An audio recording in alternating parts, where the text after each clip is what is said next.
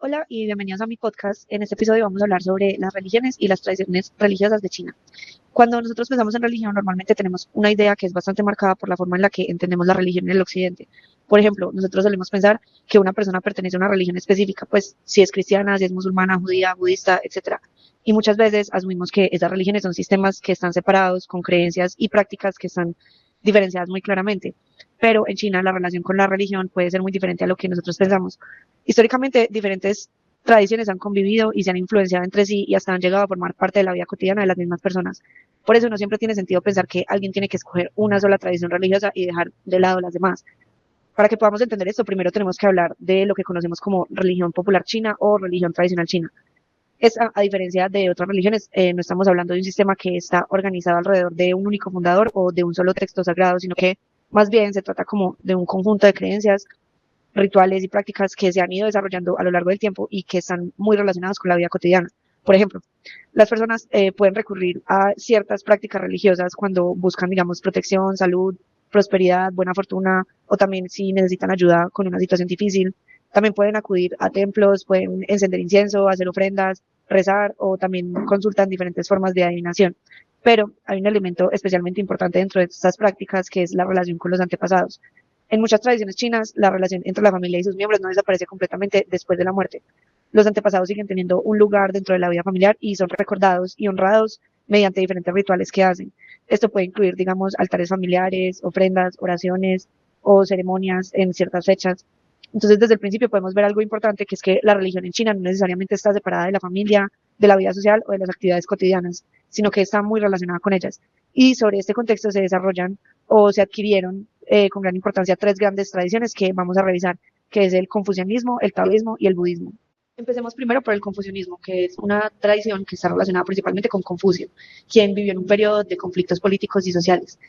En este contexto, una de las preocupaciones principales de él era cómo conseguir que las personas pudieran vivir de una manera más ordenada y más armoniosa.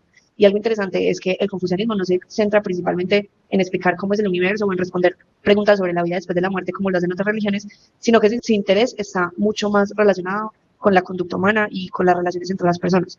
En otras palabras, una pregunta central sería cómo debería comportarse una persona para vivir bien con los demás y contribuir a una sociedad más estable.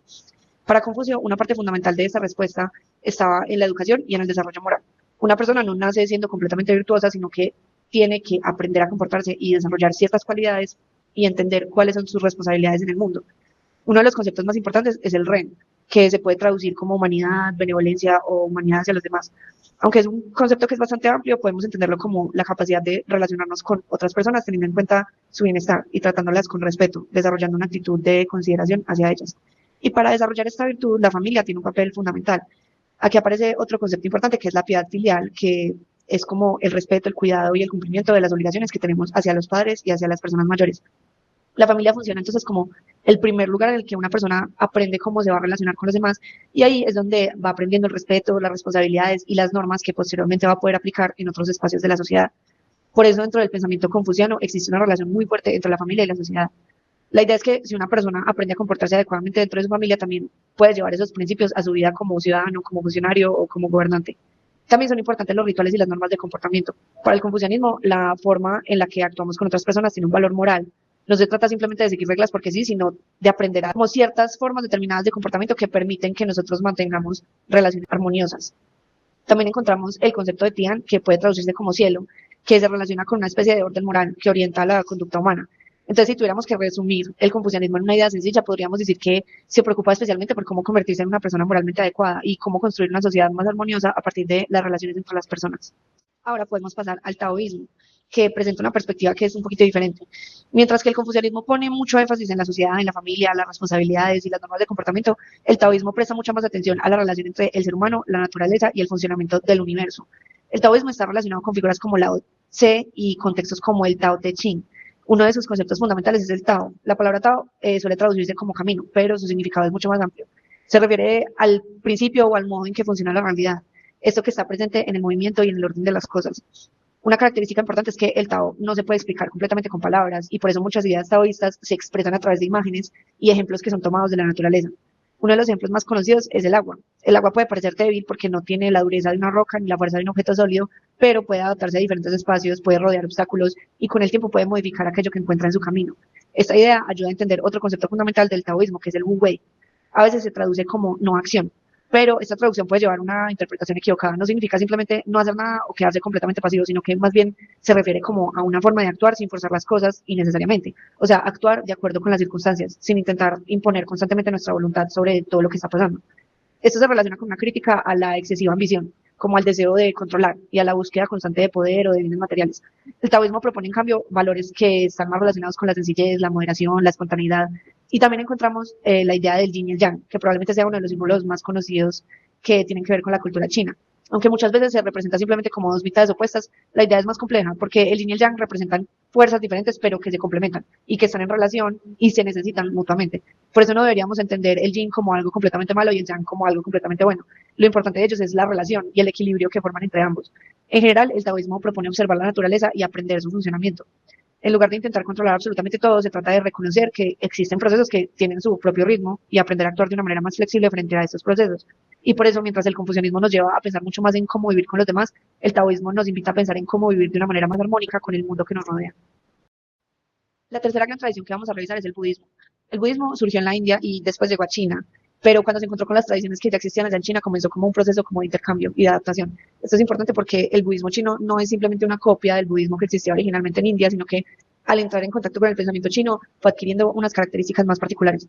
Una de las formas más conocidas del budismo chino es el budismo Chan, que posteriormente tendría una gran influencia en Japón, donde se desarrollaría lo que conocemos como el budismo Zen. Una característica importante del Chan es el énfasis que tiene en la experiencia directa y en la práctica. En vez de centrarse exclusivamente en estudiar y comprender como intelectualmente diferentes conceptos, pone mucho más énfasis en experimentar directamente la propia mente y trabajar sobre ella. Y aquí aparece una idea fundamental del budismo, que es la naturaleza de Buda.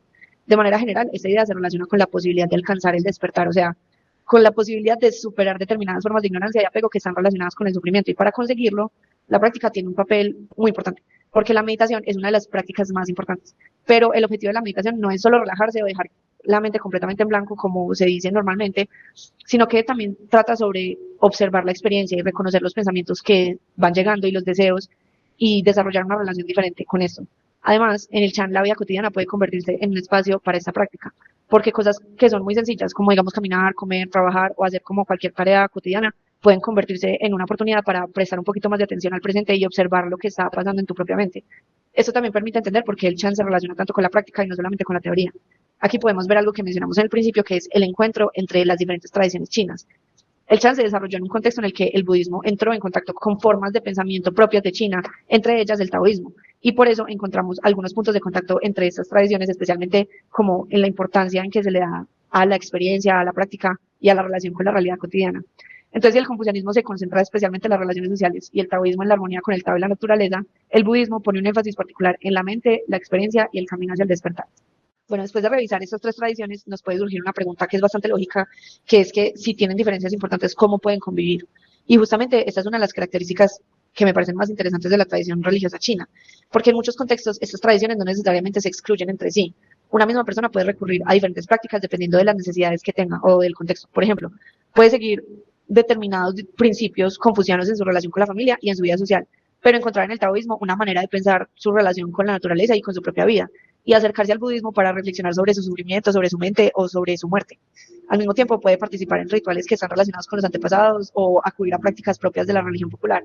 Por eso, en vez de imaginarnos estas tradiciones como compartimentos completamente separados, es más útil poder intentar entenderlas como diferentes elementos que históricamente han ido interactuando entre sí. Y esto también nos ayuda a entender algo que es más general sobre la religión, que es la manera en que una sociedad entiende y practica la religión, que depende mucho de su contexto cultural e histórico.